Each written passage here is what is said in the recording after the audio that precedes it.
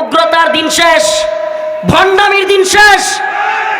নতুন বাংলাদেশ, এই বাংলাদেশে কোনো উগ্রতা, কোনো সন্ত্রাসী কার্যক্রম চলতে দেওয়া হবে না। আমরা যেমন আপনাদের ধর্মীয় কোনো কাজে বাধা দেওয়ার পক্ষে নই, আপনারা যদি বাধা দিতে আসেন, যে হাত দিয়া গরু জবাই বাধা দিতে আসবে ওই হাত ভেঙে দেওয়া হবে, ওই হাত গুঁড়ে দেওয়া হবে। হ্যাঁ মুসলিম উম্মার যুবকেরা, তোমাদের লজ্জা হওয়া উচিত, লজ্জা হওয়া উচিত এই কথা বলবার আগে। গরু জবাই করতে দেয় না।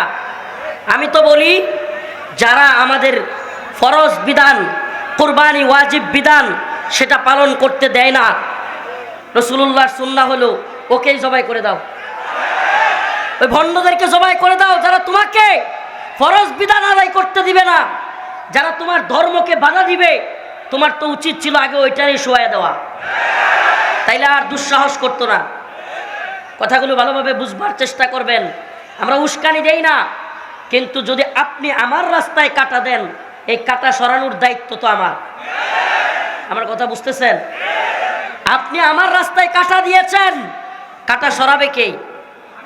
আমি তো আপনার মন্দিরে গিয়ে কোনোদিন আপনাকে হামলা করি নাই। আমি তো আপনার মন্দিরে কোনোদিন আপনার পূজা করতে কিংবা আপনার কাজগুলো করতে, আপনার ধর্মীয় বিধিবিধান মানতে বাধা দেই নাই না? আপনারা দিছেন। সাবধান, এটা করবেন না, কখনো না। সাবধান, ইসলামে এটা নিষেধ আছে।